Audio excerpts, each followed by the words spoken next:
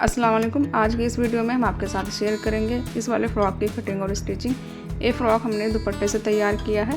दुपट्टे के दोनों साइडों में कढ़ाई हुई थी, तो एक साइड में की कढ़ाई हमने नीचे रखी है और एक साइड की कढ़ाई हमने उतार ली थी, जिससे हमने स्लीव्स में फ्रिल लगाई है और ये साइड में तो पट्टी लगा दी है फ़्रॉक के। इस तरह से हमने इस फ़्रॉक को तैयार किया है और ये फ़्रॉक की बैक साइड है जिस पर हमने डिज़ाइनिंग नहीं की है। पहले आप फ्रॉक देख लें, उसके बाद में हम इसकी कटिंग और स्टिचिंग बताएंगे आपको किस तरह से हमने इसे तैयार किया है।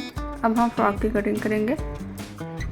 ये हमने दुपट्टा लिया है, इसी से हम फ्रॉक को तैयार करेंगे। तो दुपट्टे को यहाँ पर हम पहले खोल कर रखेंगे और इसकी लंबाई और चौड़ाई देखेंगे। यहाँ किनारे की साइड में इंटरलॉक है, तो उसे हम कट कर लेंगे। इंटरलॉक को हमने कट करके निकाल दिया है। इसके दोनों साइडों में कढ़ाई है, तो एक साइड की कढ़ाई हम निकाल देंगे और एक साइड की कढ़ाई रखेंगे, जिससे नीचे का घेरा बनेगा।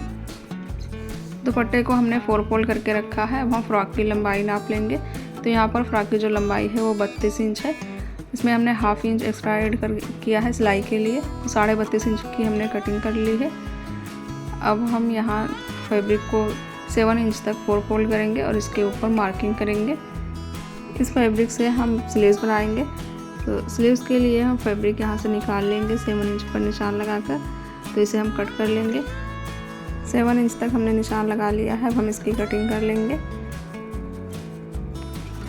कटिंग करने के बाद ये जो स्लीव्स का फैब्रिक है इसे हम एक साइड में रखेंगे। अभी हम स्लीव्स की कटिंग नहीं करेंगे। सबसे पहले हम यहाँ पर फ्रॉक की कटिंग करेंगे। फैब्रिक को हमने अलग कर लिया है। अब जितना फैब्रिक हमारे पास है उससे हम फ्रॉक की कटिंग करेंगे।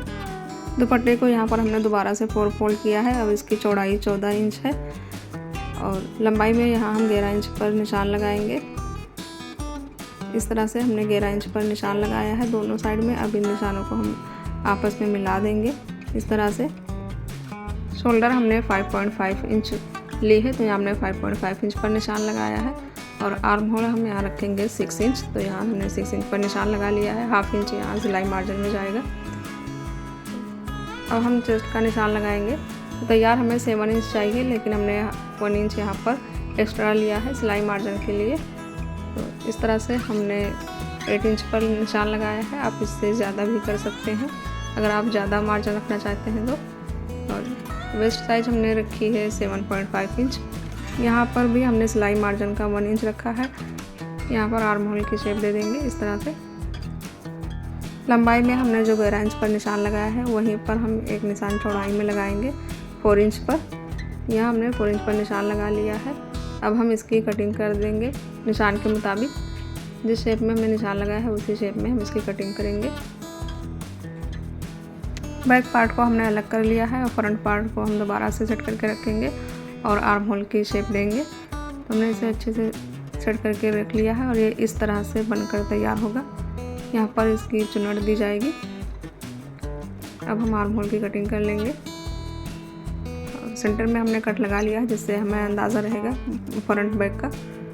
अब हम स्लीव्स की कटिंग करेंगे। यहाँ से कढ़ाई वाला हिस्सा है, तो इसे हम अलग कर देंगे, क्योंकि जब हम स्लीव तैयार करेंगे तो इसमें फ्रिल देंगे, तो इसलिए इसकी कोई ज़रूरत नहीं है कढ़ाई की। इसे हम निकाल देंगे।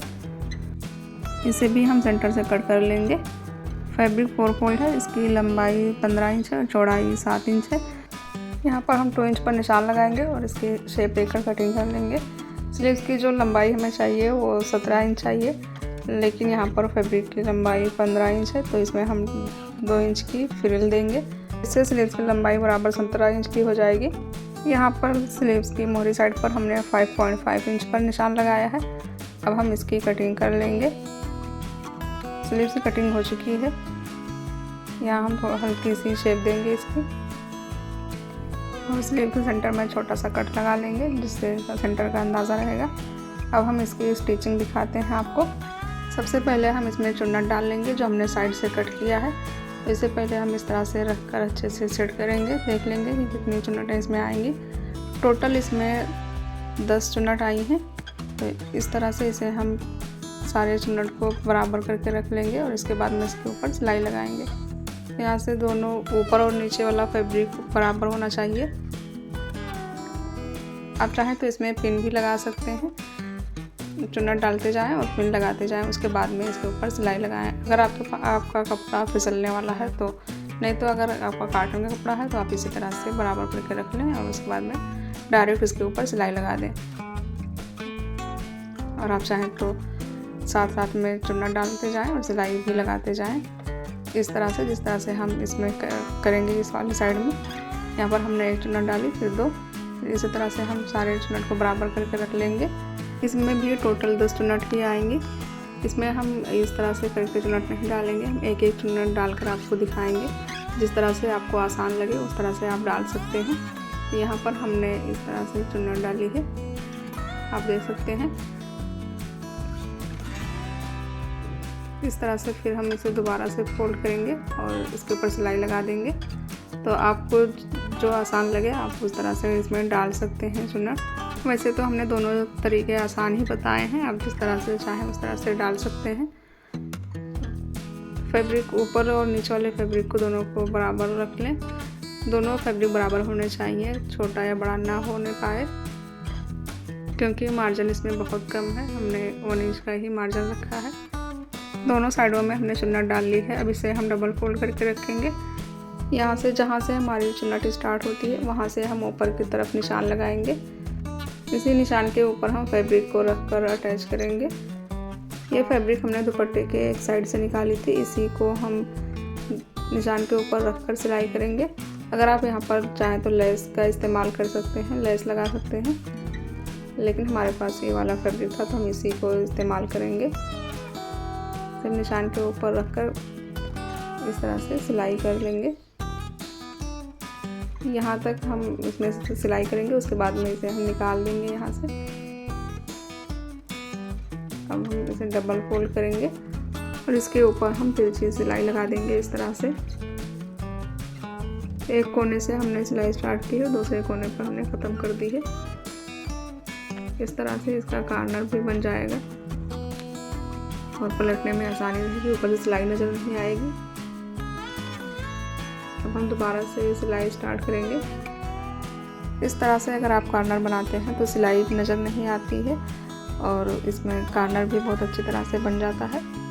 यहाँ ऊपर वाले फैब्रिक के ऊपर हमने सिलाई कर ली है फैब्रिक पट्टी को रखकर, और नीचे वाले को अभी हमने चुन्नट वाले फैब्रिक को छोड़ दिया है। अब हम इस वाली सिलाई को जब करेंगे तो इसके साथ में नीचे वाली सिलाई, नीचे जो चुन्नट वाला फैब्रिक है उसके ऊपर सिलाई कर लेंगे। यहाँ पर आप देख सकते हैं इस तरह से। अभी हम चुन्नट वाले फैब्रिक को इसके नीचे रखेंगे, इस तरह से हम बराबर करके रखेंगे और इसके ऊपर सिलाई लगा देंगे।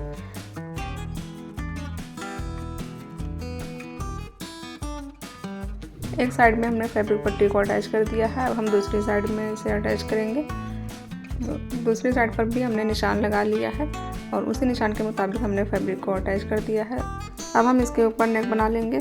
नेक की चौड़ाई में रखी है 2 इंच और इसकी जो लंबाई रखी है वो 3.5 इंच रखी है। तो नेक को हमने पहले ही बुकरम के ऊपर कट कर लिया है। हम इसे फ्रॉक के ऊपर अटैच कर लेंगे।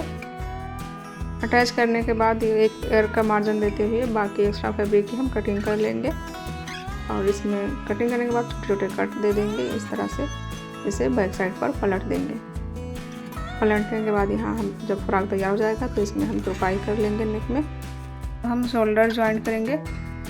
शोल्डर ज्वाइंट करने के लिए हमने फ्रंट और बैक को की सीधी साइड को आमने सामने रखा है और इसके बाद में हमने शोल्डर को ज्वाइंट कर लिया है इस तरह से। यहाँ पर आप देख सकते हैं।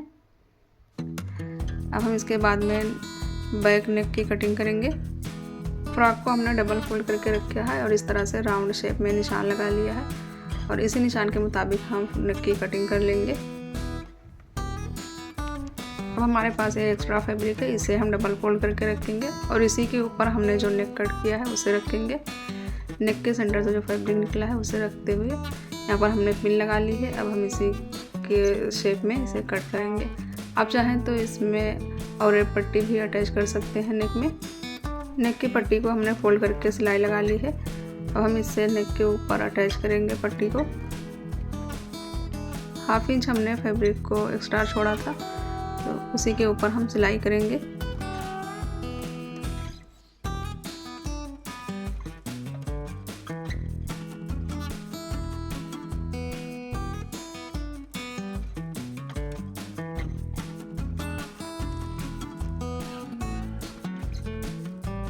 सिलाई करने के बाद यहाँ हम छोटे छोटे कट लगा लेंगे। कट लगाने के बाद इसे आप चाहें तो ऐसे ही छोड़ दें, बाद में इसमें तुरपाई कर लीजिएगा, लेकिन मैं यहाँ पर इसमें सिलाई करूँगी। अगर आपके पास भी कोई पुराना दुपट्टा है और आप उसे नहीं पहनती हैं तो आप इसी तरह से कोई फ्रॉक या फिर नाइट सूट या बच्चों का कुछ भी बना सकती हैं, बहुत अच्छा बनता है।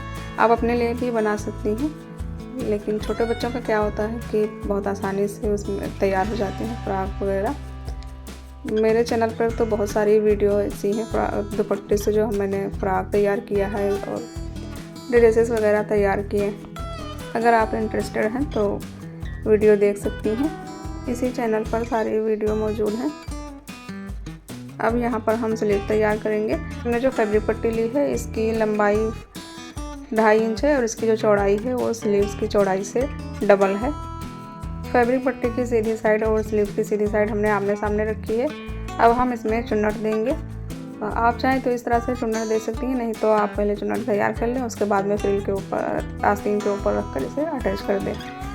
उम्मीद है कि आज की वीडियो आपको समझ में आई होगी, क्योंकि हमने सारी चीज़ें बहुत ही तफसील से बताई हैं। फिर भी अगर आपको वीडियो से रिलेटेड कोई डाउट है तो आप हमें कमेंट करके पूछ सकते हैं।